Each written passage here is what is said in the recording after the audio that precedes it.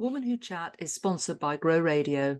Grow Radio is an online radio station dedicated to bringing you a different podcast on the hour, every hour. I'm proud that Woman Who Chat is played on Grow Radio every Tuesday at 3 p.m. and Friday at 8 a.m. and to be a part of their podcasting community. If you want to listen to the station, explore their shows, check out many of the blogs to improve your podcasting skills, or get your podcast onto Grow Radio, head over to growradio.uk today. Today, I'm chatting with Kate Chidzik from Catchy Marketing. Hello, Kate. Good morning, Sandra. Hi, how are you doing? Hi, I'm good. And it's great to have you on the podcast. And you're here because you are now an award-winning business. And we'll chat a little about that later on. But first, introduce yourself to us and tell us what you do.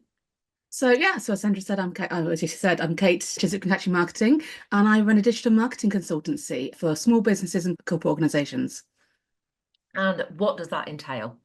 Pretty much, it's about helping small businesses and corporate organisations understand what's happening in their digital marketing. So I work across all the different channels and helping to connect the dots between what's actually working, what's not working, and what they should be doing more of and what they should be stopping. Yeah, and I think small businesses now, they're overwhelmed sometimes with just so many people doing so many different things.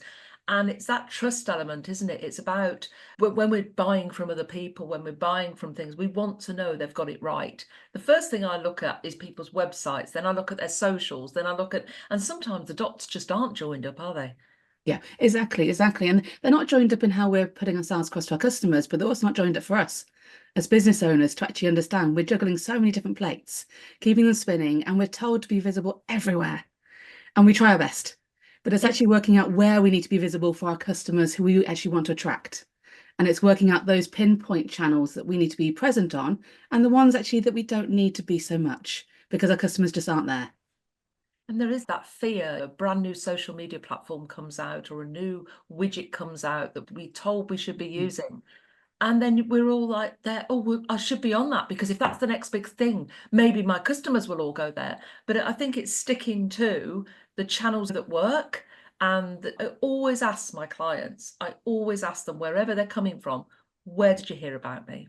Because that gives me information, that gives me data. If they're joining my Facebook group or if they're coming into my world, if they're entering my awards, that question is there. Where did you hear about this? And I think that's so often overlooked by businesses. I think absolutely. It's not that it's only overlooked, it's just that they can't see that information. They don't have access to that information, especially if they're using maybe a third party to support them in that activity. They're given maybe a simple report at the end of the month that they simply don't understand. Yeah. And so it sits on a pile, a nice lovely pile at the edge of the desk, and you'll get to it at some point, but you don't really tend to because it's not a priority. And if it's not easy to understand, we will procrastinate and we will go and do something else because we don't want to have that hurdle to go over. So it's not always that they just don't want to understand, it's that they can't. And we know that in any sort of business decision that we go for the easiest thing, the sort of the lowest hanging fruit first and try and tick those off because we've got so much to do that if we don't do that, we'll never get anywhere. Yeah. So we'll park that for a minute. We're going to come back to this. I want to talk about your journey to doing what you're doing today, because obviously you haven't always worked for yourself. So tell us a little bit how it started and how you got to where you are today. So if I start near the end and I'll go back to the beginning. So I went freelance and I did that after a 23-year career in digital marketing in corporate. And I worked with a mix of different organizations. So I've worked with the likes of Vision Express, doing their global online marketing, the Ticket Factory as marketing director, selling Kylie tickets, One Direction, Worldwide Wrestling, you name it, we sold it for arenas. I've worked with SaaS companies doing online sales for 7 million people, users around the world. I've worked with financial companies and with Volvo buses and trucks. So I've done a lot of different mixes of organizations across my time. And it's given me a great sort of founding in what I want to go forward with, and that I can help people across different industry segments and verticals. Yeah. But I went freelance because of one primary reason, that's my son. So he's 7 now, and at 2.5, he was diagnosed autistic with a high demand avoidance level. Now, I know that more commonly as pathological demand avoidance. I say commonly, it's a mouthful. We prefer to call it pretty darn awesome in the more local terms. But it basically means that he has a very high level of anxiety when it comes to demands. And we might think demands are, you must do this. But a demand for him can be, I need to eat something. And his brain will tell him, I can't eat anything right now. I can't move because where I am is safe. And if I move, something might happen to me. I might get hurt. I might fall over, or someone else might get hurt. And the anxiety builds up to a fight or flight moment. And in him, it's more fight.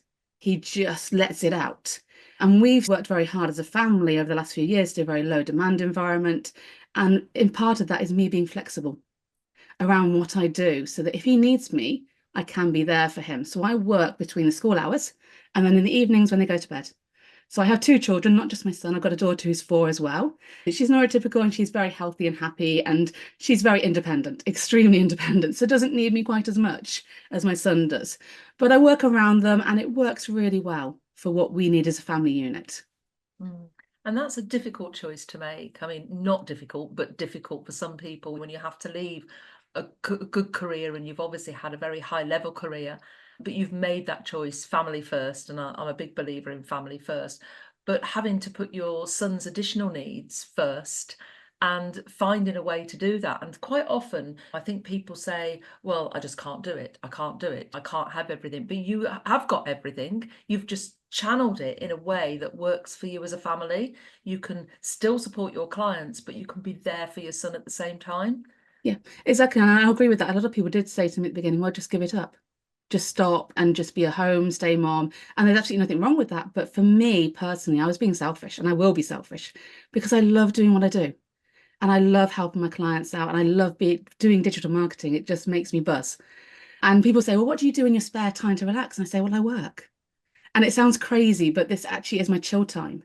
I come Yeah. into my office and I'm just in the zone doing what I love to do. And I become so relaxed, and it just really is my time out from the Mm. family. So it works really well for that.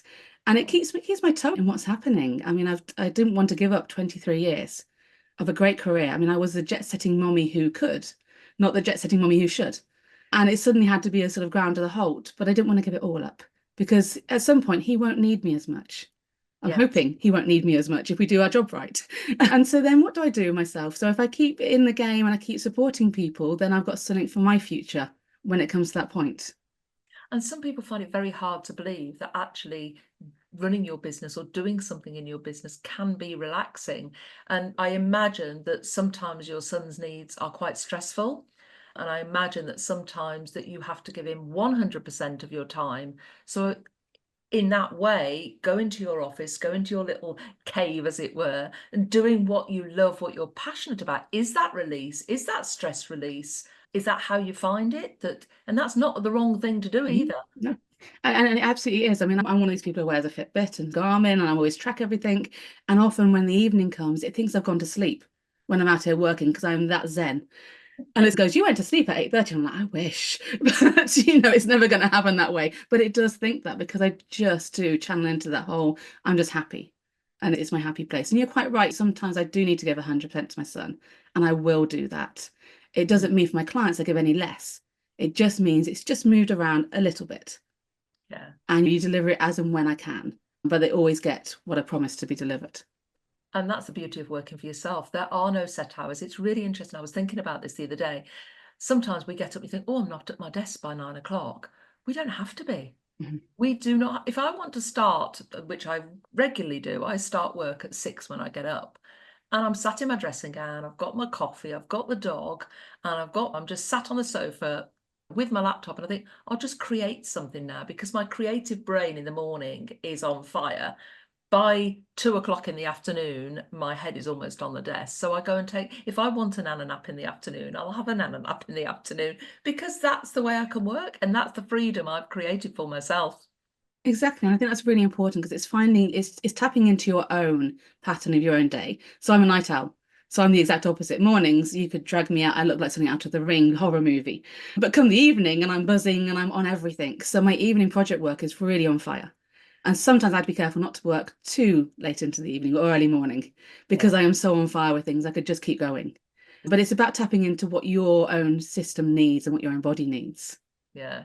I think that's really important to tap into your own space, what you need as a person. And everybody is different. And I think people need to understand that as well. You Mhm. can't map your day on somebody else's day. You can get ideas, but you can't clone somebody else's day because it might not work for your energy levels at different times of the day. I sometimes get a spurt of energy around 6 or 7 o'clock in the evening, and sometimes I'll go and do something then. But by 7:30, 8 o'clock, then, I mean, I was in bed for 9 o'clock last night because my body just said, go to sleep. So I thought, well, I'm not going to fall. I'm not a fall asleep on the sofa person. I don't watch a lot of TV. I thought, yeah, I'll just go to bed. I'll read. I think I read half a page, and I was out like a light. It was just so. Yes, my sort of time scales are different to other people's, but we're not all the same. What's the absolute highlight for you? Is it the initial groundwork of scoping out a project with a client, or is it that finished piece when you say, ta-da, here we are? Well, what's the bit that lights you up the most? And that's a really interesting question. I think for me, it's actually in the middle. It's seeing their growth and Yeah, seeing how what I'm doing is changing what's coming in for them. So, I mean, a lot of digital marketers, and there's absolutely nothing wrong with this, we work with vanity figures. So we work with the impressions, the click-through rates, and we always talk these numbers and mumbo jumbo, and it sounds like some mystifying magic. And I'm here to break down a lot of that mystifying magic because it isn't. It's just what drives the bottom line for a business. yeah, And so I often look at all that vanity figures, but I keep that to myself. That's my job. The business owner doesn't need to know that. What they need to know is actually what am I driving to their website or to their business that makes a change in their bottom line. So actually what drives a sale?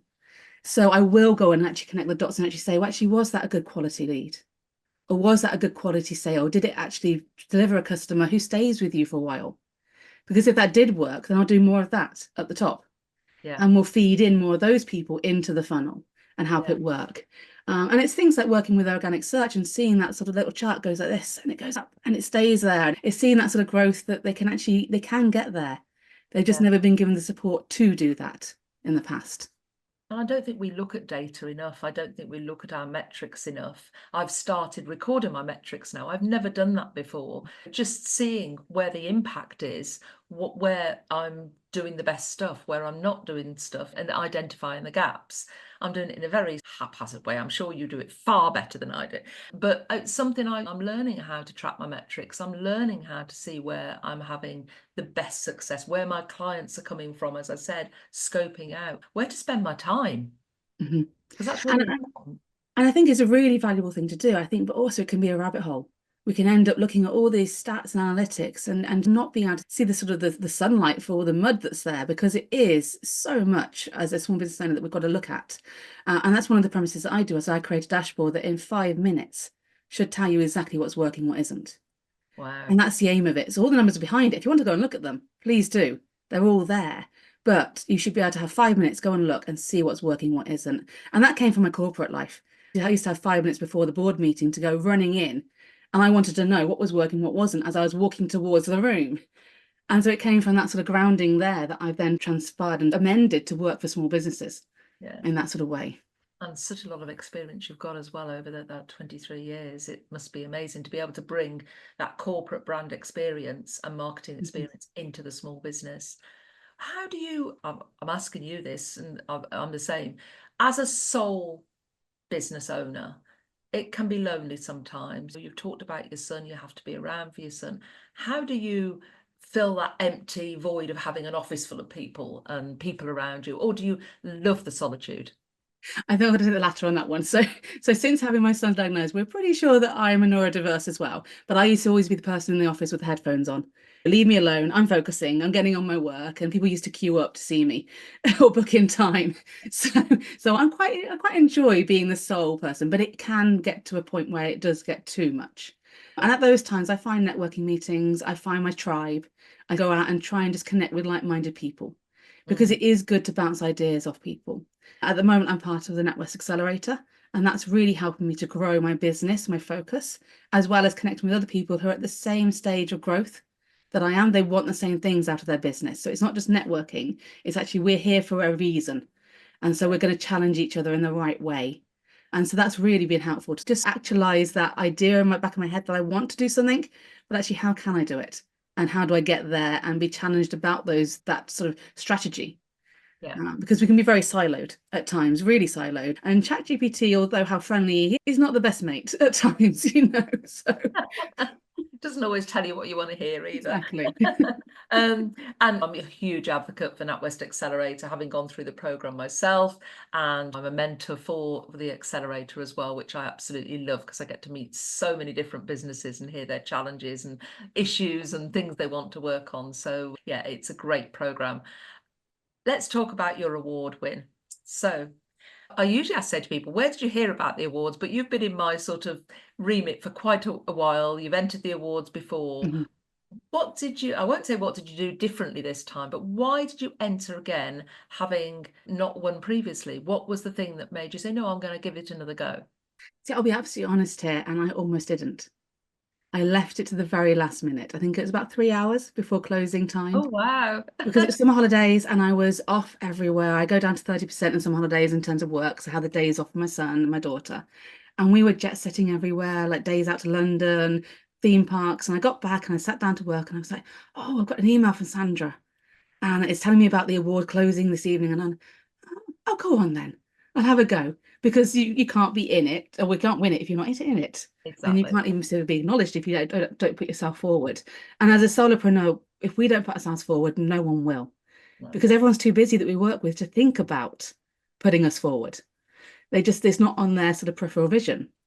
So Yeah. we have to do it for ourselves. I Yeah. have to shout about what we do. And so I went into it and I was coming along to the awards in it anyway, because it's a great network environment. It's a lovely community to be part of. And I just thought, let's just go for it. Let's just have a go. Not the foggiest. I didn't think I'd even win. Like last year, I thought there's so many great people in that room, so many admirable women who have done amazing things with their business. I just didn't even think I was there, just be counted in that sort of remit of people. And so when it was announced, I literally was, I didn't have the foggiest down the other end of the room getting my photo taken. Oh, that's me. I better go this way. So I didn't have the foggiest at the time. So yeah, so I wasn't going to go for it. Then I thought, actually, why not? Yeah. And then actually in writing it, I find that actually in looking on ourselves, we realize actually what we do, because it's too easy to forget all the things we have done in our growth and what we're doing to the future of our business and actually what we've achieved. Yeah. It's really easy to look at our clients. So I'm achieving this for them. Isn't it great? Yeah. And look what we're doing for them. But actually, you don't often look at what you're doing for yourself and why you're doing it. Yeah. And I think that's really valuable and really important to have that reflection piece on And yourself. that's why I do the entry form with those specific questions, because it is a reflection piece. I ask you for your story, your business journey as well. And then I ask you for the goals. Where are you now? So we look at your challenges, we look at your goals and aspirations for the future. It's that whole picture. We never sit down and do that reflection piece. And it was lovely to obviously see you enter again, because you have entered before and not won. Yes. This is the thing, quite a few women on the stage said, well, no, I've entered several times and never won, but this is my year. And that's the thing. And people use their previous year's entries and measure and look and say, oh, wow, I've done all that since last year. Yeah. And so many people have told me that they sometimes just enter just to do that reflection piece, which is great because I want to give value of the process itself. And how often do we sit before a panel of judges and talk about ourselves? We don't. Yeah, really rarely. Or even just anyone talk about ourselves. Yeah, yeah, We talk about what the business can do for them. yeah. So Never that's about why actually what we've achieved. that's why I want to give the value of the interviews, because I think it's good to sit and explain your business to somebody else, somebody independent. So it was lovely when I went into the judging room and they said to me, I said, can I have your winners, please? And they gave me your name. And I thought, oh, I can't say anything. And when you see people out and about, and I was in the NatWest Accelerator, and obviously I'd seen you, and I couldn't say a word. It must be hard. That must be really hard. But I've got used to it over the years. I've got used to having to keep my mouth shut, because I am the only one that knows all the winners, except for the trophy people. But I am the only one on the day that knows who all the winners are. So even the judges don't know what the panel's winners are. Yeah. So it's a very close, guarded secret and a very transparent process as well. So the judges were in awe, I think, of what goes on behind the scenes and the amount of work that goes on behind the scenes to make the awards what they are and to make through that judging process. Well, sadly, we have come to the end of the time. So congratulations on your award win. Totally deserved. And your winner's words, I'm sure the judges, you've received your winner's words, and that's important to me, that the judges give those words out that can be read out on the day, and we will add them to your podcast as well. We'll put all your links in the show notes.